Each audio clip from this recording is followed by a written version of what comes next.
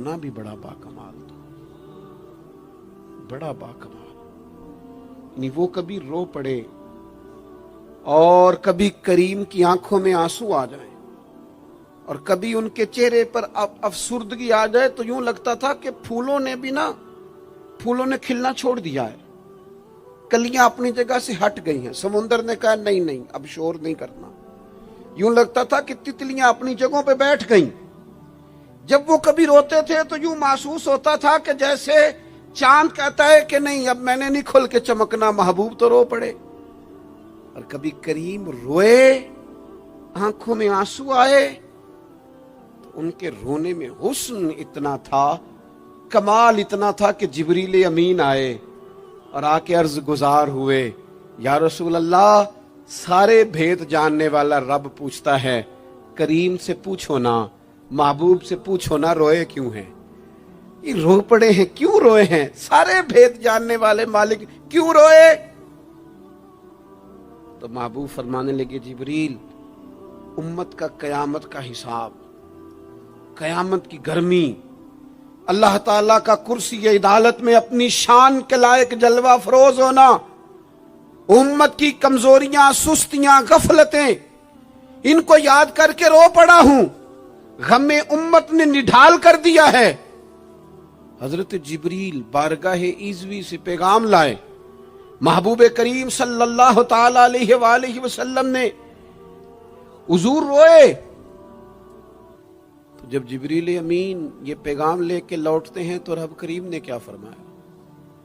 आपकी तवज्जो है मेरी बात पर? मालिक करीम ने क्या फरमाया? वो आयत नाजिल हुई जिसके बारे में इमाम ज़ैनुल आबिदीन रदी अल्लाह ताला अन्हु फरमाते हैं, कुरान में सबसे उम्मीद वाली आयत ये है।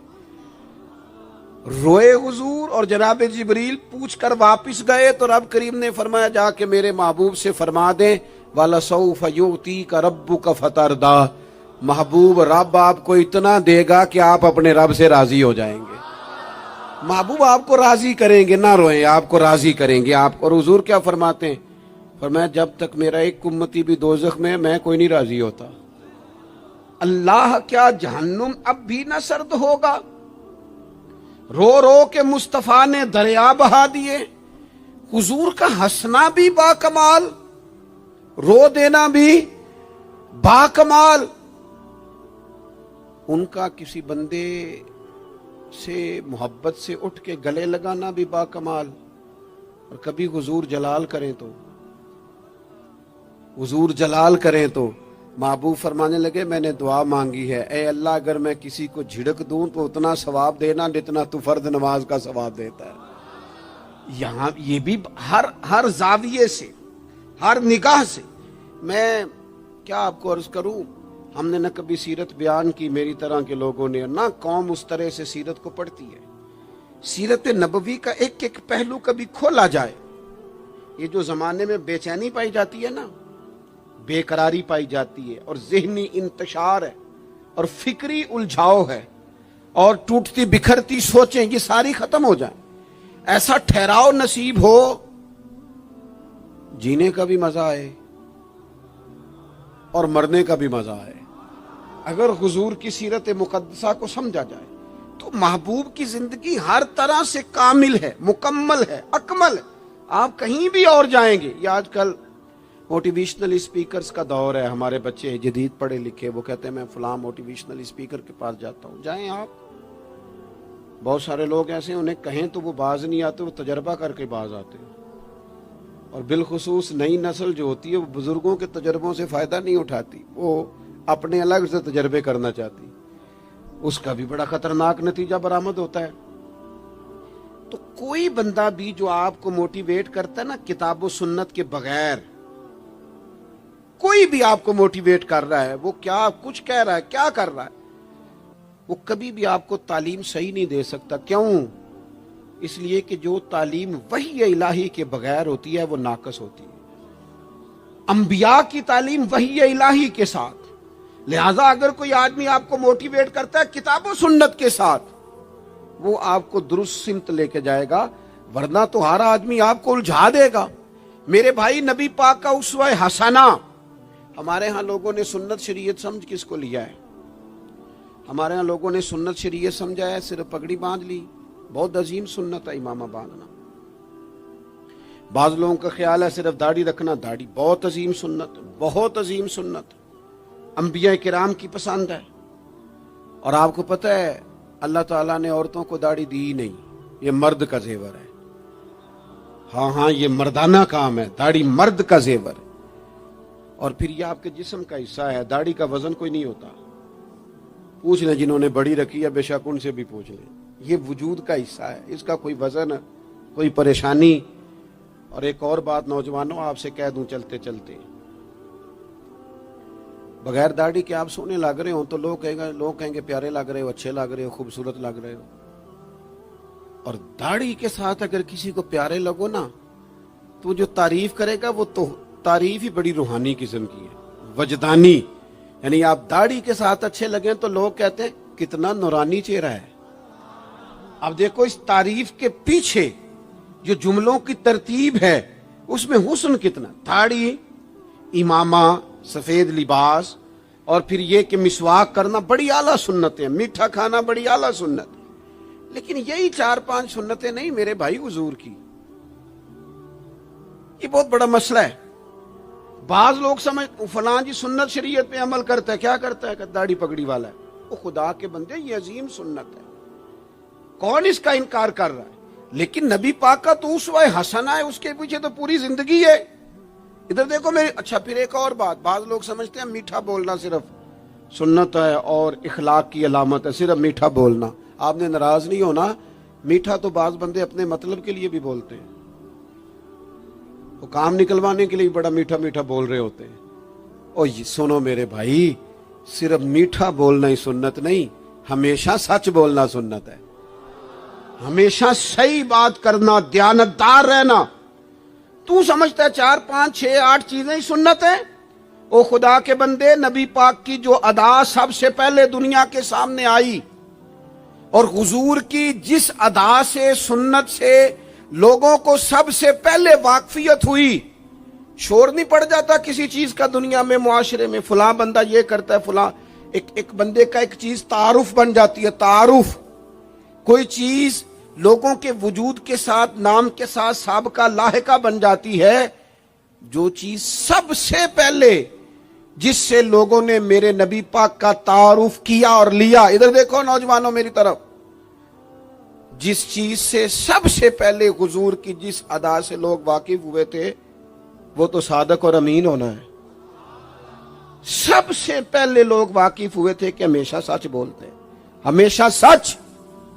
ملت کا جوان تو لوگوں کو ہنسانے کے لیے جھوٹ بولتا ہے، کوئی فائدہ نہیں، کوئی فائدہ نہیں۔ جھوٹ بولنے کے لیے ڈینگے مارتے ہیں، بڑکے مارتے ہیں، میں یہ ہوتا ہوں، میں وہ ہوتا ہوں۔ جھوٹ بولتے ہو، کیوں زیادتیاں کرتے ہو اپنے ساتھ؟ نبی پاک علیہ السلام کی تو پہلی ادا، پہلی سنت جس سے لوگ واقف ہوئے وہ صادق اور امین ہونا ہے، اور لوگ کمزوری دکھاتے ہیں۔ میں آپ سے عرض کروں، آج پتہ ہے میرے ملک کا حال کیا ہے؟ آج اتنے درد میں ہیں لوگ، اتنی تکلیف میں ہیں۔ امیر لوگ تو پیٹرول پہ بحث کرتے ہیں، پیٹرول پہ زیادہ تر وہ لوگ بحث کرتے ہیں جن کی گاڑیاں بڑی ہوتی ہیں۔ غریب پیٹرول پہ بحث نہیں کرتا، وہ تو کہتا ہے کرایہ 10 روپے بڑھ گیا بس کا، کیونکہ اس کو تو بس میں آنا جانا ہے، پیٹرول سے تو اس کا لینا دینا نہیں۔ یہ تو امیروں کی باتیں، تگڑے لوگوں کی باتیں۔ یہ سارا عالم، اس ملک کا سب سے بڑا مسئلہ نہ قانون کا ہے، نہ معیشت معاشرت کا ہے، اس ملک کا سب سے بڑا مسئلہ دیانتداری کا ہے۔ یہاں اگر دیانتداری ہو جائے، سچ بولنے والا، بات کرنے والا سچ بولے۔ اذان سن لیں جی پہلے۔ ڈاکٹروں کے بارے میں رائے کیا ہے؟ چلیں بتائیں وابڈا والوں کے بارے میں رائے کیا ہے؟ آپ اپنی بھی ایک مولویوں پیروں کے بارے میں رائے کیا ہے؟ بس یہی حال کیا گیا، الا ماشاءاللہ بد اعتماد کر دیا گیا۔ ایسا نہیں ہے کہ صرف کسی ایک گروہ، ایک طبقے کے بارے میں بددیانتی کو فروغ دیا گیا، جھوٹ کو۔ آج بھی کسی بھی شخص کو آپ لے لیں، اس کے بارے میں سچائی سے زیادہ جھوٹی خبریں زیادہ پھیلائی جاتی ہیں۔ افواہوں کا دور۔ اپنی زندگی میں جوانوں سچ بولو، دیانتداری کا مظاہرہ کرو۔ اس ملت کا جوان کیسے ترقی کرے گا جس کی ماں کہتی ہے کہ پتر تو سچ ہی نہیں بولتا, تو جاتا کہیں ہے بتاتا کہیں ہے, تو بات ہی ٹھیک نہیں کرتا, کیسے بات سنو. نبی پاک صلی اللہ تعالی علیہ وسلم نے جب مختلف جگہوں پہ تبلیغ دین کے پیغامات بھیجے تو ہرقل بادشاہ کو بھی حضور نے پیغام دیا. بڑا سیانہ آدمی تھا, سمجھدار تھا, معاملہ فہم تھا. اس نے کہا میں کوئی جذباتی فیصلہ نہیں کرتا, کچھ چیزوں کے نا حضور کے بارے میں کچھ چیزوں کے سوالات میرے ذہن میں ہیں. اس نے کہا یار یہاں کوئی آیا ہوا ہو نا, مکے کا سردار, لوگ تجارت کے لیے آتے ہیں, کوئی سمجھدار سیانہ سردار وزادار آدمی تو لے کے آؤ. ابو سفیان ابھی مسلمان نہیں ہوئے تھے, وہاں گئے ہوئے تھے, اور آپ کو پتہ ہے کہ وہ ہر جنگ میں آگے تھے کلمہ پڑھنے سے پہلے. ان کو بلا کے نا لوگوں کو پتہ چلا یہ آئے ہوئے ہیں تو لے جا کے بادشاہ کے سامنے کھڑا کر دیا. ابو سفیان کہتے ہیں جب اس نے سوال جواب شروع کیے نا تو ظاہر ہے میں مخالف گروہ میں تھا. جب کوئی مخالف گروہ میں ہوتا ہے اس نے تعریف تو نہیں نہ کرنی ہوتی. وہ صرف ہمارے ملک میں رواج ہے کہ لوگ جو پارٹی چھوڑ کے آ رہے ہوتے ہیں اس کی بھی تعریفیں کر رہے ہوتے ہیں, اور جدھر جا رہے ہوتے ہیں پھر اس کی بھی. اللہ جانے کیسے اپنے دل کو سمجھاتے ہیں, ضمیر کو مطمئن کرتے ہیں, اللہ ماشاء اللہ. ابو سفیان کہتے ہیں میں چونکہ دوسرے گروہ میں تھا تو بادشاہ نے جو بات بھی پوچھی نا میں نے رائے مخالف دی. جو بھی پوچھا کہ وہ محبوب علیہ السلام جو دعوی نبوت کرتے ہیں, ان کا کلمہ پڑھنے والے امیر ہیں, غریب ہیں, بات کیا ہے, جنگیں ہوئی ہیں تو نتیجہ, ایک طویل گفتگو ہے. ابو سفیان کہتے ہیں آخر میں بادشاہ نے ایک سوال پوچھا, یہ جوان زیادہ غور کریں گے. سوال پوچھا, ابو سفیان کہتے ہیں مجھ سے کہنے لگا وہ جس کریم محبوب علیہ السلام نے دعوی نبوت کیا ہے کیا کبھی انہوں نے جھوٹ بھی بولا ہے؟ ابو سفیان کہتے ہیں میں چپ کر گیا. ایک منٹ کے لیے میرے دل میں خیال آیا معاذ اللہ کہہ دوں بولا ہے. پھر میں نے سوچا یہ تو عرب کی وزاداری کے خلاف ہے کہ میں جھوٹ بولوں. اور پھر ابو سفیان کہتے ہیں میرے دل کے کونے سے آواز آئی میں کوئی اور بات کروں گا تو شاید کوئی تھوڑی دیر کے لیے سوچے, اور اللہ کے رسول نے جھوٹ بولا یہ تو مانے گا ہی کوئی نہیں, یہ تو مخالف نہیں مانیں گے, کافر مشرک نہیں مانیں گے. بادشاہ کہنے لگا سوچتے کیا ہو, بتاؤ کیا کبھی انہوں نے جھوٹ بولا ہے؟ تو ابو سفیان کہتے میرے ہاتھ میں چھڑی تھی, میں نے اٹھا کے دوبارہ زمین پہ رکھی. میں نے کہا بادشاہ وہ رشتے میں میرے بھتیجے لگتے ہیں, میری ان سے مخالفت ہے, میں ان کے مقابل فوجیں تک لے کے آتا ہوں, وہ ہمارے بتوں کو برا کہتے ہیں, رائے کا اختلاف اپنی جگہ پر, لیکن وہ میرے سامنے پیدا ہوئے میرے بھتیجے ہیں. میں نے انہیں ماں کی گود میں بھی دیکھا ہے, دادا کے کندھوں پہ بھی دیکھا ہے, سیدہ ختیجہ کا دولہا بنے بھی دیکھا ہے. میں نے ان کی گود میں ان کی بیٹیوں کو کھیلتے بھی دیکھا ہے. اختلاف اور مخالفت اپنی جگہ پر وہ کریم میرے سامنے پیدا ہوئے اور ان کے مقدس بال میری آنکھوں کے سامنے سفید ہوئے. ان کی زبان سے جو بھی نکلتا ہے حق اور سچ ہی نکلتا ہے. وہ اسیر دشمن کی چاہ میں بھی, مخالفوں کی نگاہ میں بھی وہ امی ہے, صادق ہے, معتبر ہے, میرا پیغمبر عظیم تر ہے. کبھی زبان سے جھوٹ نہیں نکلا. اللہ آپ کو جزا دے. سنیں جی, کچھ خطیب بغیر نعروں کے بھی تقریر کر لیتے ہیں یار, اونچی سبحان اللہ کے بغیر بھی کام چل جائے گا انشاءاللہ. آپ خالی سنتے جائیں نہ بھی سبحان اللہ کہیں پھر بھی گزارا, اثر کرے نہ کرے سن تو لے میری فریاد, اور نہیں ہے داد کا طالب یہ بندہ آزاد. میرے عزیز نبی پاک علیہ الصلوۃ والسلام نے سچ بولا. ابو سفیان کہتے ہیں ان کی زبان سے سوائے حق سچ کے کبھی کچھ نکلا. کریں نا تھوڑی پابندی ہم بھی سچ کی, کریں نا. اچھا ہم بولتے ہیں سچ, بہت سارے لوگ سچ بولتے ہیں, لیکن وہ دوسروں کے بارے میں بولتے ہیں, اپنے بارے میں نہیں بولتے. اس نے اتنا جھوٹ بولا, اس نے اتنی کرپشن کی, فلانے نے یہ کرے, دوسروں کے بارے میں بول رہا ہے. اپنے بارے میں سچ بول, اپنے بارے میں تو بتا تو نے کیا کیا ہے, نہ ادھر ادھر کی تو بات کر, بتا کہ قافلہ کیوں لٹا. مجھے راہزنوں سے غرض نہیں, تیری راہبری کا سوال ہے, تو کہاں تھا, اپنی بات بتا. ابو سفیان کہتے ہیں جب میں نے بادشاہ کو یہ بات بتائی نا, اس نے چادر کندھے پہ رکھی, اور وہ جانے لگا تو میں نے کہا یار تو نے اتنی باتیں پوچھی, میں نے اتنے جواب دیے, کوئی نتیجہ بات کا کوئی رزلٹ بھی نکلتا ہے نا, کوئی اینڈ بھی ہوتا ہے, کوئی نتیجہ بتا. تو کہتے ہیں بڑے تحمل سے بردباری سے بادشاہ ہنس پڑا, ہنس کے کہنے لگا نتیجہ تو نکلا ہے. کہا کیا نتیجہ نکلا؟ تو کہنے لگا یار جس بندے نے کبھی بندوں سے جھوٹ نہیں بولا وہ یہ والا جھوٹ کیوں بولے گا کہ میں اللہ کا رسول بن کے آیا ہوں. جو بولتے ہی سچ ہیں تو پھر گویا وہ کہہ رہا تھا مان لو کہ یہ بھی وہ سچ ہی بولتے ہیں کہ میں اللہ کا رسول بن کے آیا ہوں. ایک تو حضور کی اس اہم ادا کو اپناؤ. آپ کو پتہ ہے کسی باپ نے کسی مجبوری سے کبھی کہا ہوگا اپنے بیٹے کو چلے 2 منٹ کے لیے مان لیتے ہیں, کوئی مجبوری ہوگی, اس نے چلے فرض کیا کسی مجبوری کے تحت اس نے کہا تھا اپنے بیٹے کو کہ باہر جو بندہ آیا اسے کہہ دو کہ میں گھر میں نہیں. چلے مان لیا 2 منٹ کے لیے تیری مجبوری تھی, لیکن میں ذمہ داری سے کہتا ہوں تو نے ایک دفعہ اپنے پتر سے کہا تھا نا جھوٹ بول دے میں گھر نہیں, پھر تو ساری زندگی منت کرے گا وہ تیرے ساتھ بھی سچ نہیں بولے گا. اتنی بڑی بیماری ہے یہ, گھر توڑتی ہے, گھر یہ قبیلے توڑتی ہے, رشتوں کو کمزور. کیوں جھوٹ بولتے ہو رشتہ کرتے وقت کہ بچہ یہ کماتا ہے یہ کماتا ہے, کیوں جھوٹ بولتے ہو؟ صاف ستھری 2 ٹوک بات کرو. اتنا بڑا رشتہ میاں بیوی کا جو اللہ کی نشانیوں میں سے نشانیاں جھوٹ پر قائم کرتے ہو. بیٹی کے والدین بھی اللہ ماشاءاللہ جھوٹ بولتے ہیں, یہ دے دیں گے یہ دے دیں گے. بعد میں کہتے ہیں لڑکے والے لالچ کرتے ہیں, آپ نے پہلے لالچ خود پیدا کیا, کیوں کہانیاں سنائی. اتنا اہم رشتہ جس کی بنیاد پر سارا گھر چلنا تھا وہ رشتہ بد اعتمادی پر قائم ہے. جب ایک دوسرے پر اعتماد ہی نہیں ہے تو سکون کیسے آئے گا؟ اپنی زندگی میں سچ لاؤ. دولت لانے سے زیادہ ضروری سچ لانا ہے. گھر میں مہنگی چیزیں لانے سے بہتر ہے اپنے گھر میں سچ لے آؤ, دیانتداری لے آؤ. گھر بھی بچ جائے گا, قبیلہ بھی بچ جائے گا. ذمہ داری سے کہتا ہوں سچ بولو, دیانتدار ہو جاؤ, ملک بھی بچ جائے گا. اس امت کا بھلائی اس کام میں ہے. یہ حضور کا اسوہ حسنہ ہے. اور تیسری بات, نبی پاک کی سنت صرف مسواک لے کے دانت صاف کرنا ہی نہیں, دل صاف رکھنا بھی میرے نبی کی سنت ہے.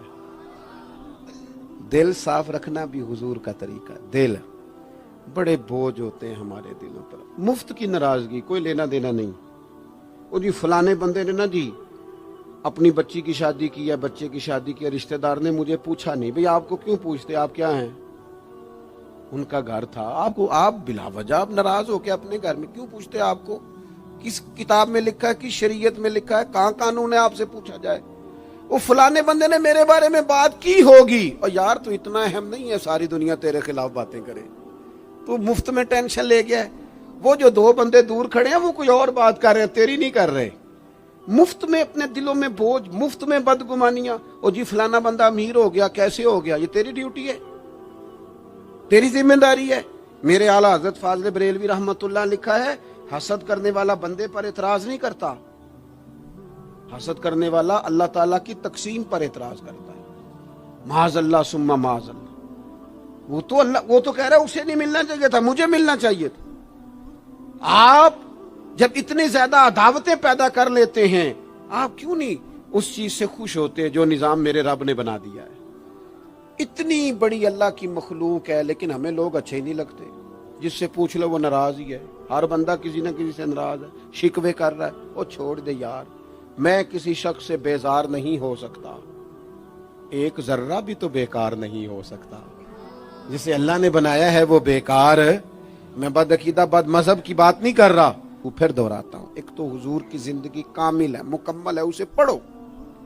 جس زاویے سے ہنسنا بھی با کمال ہے, رونا بھی بڑا قیمتی ہے.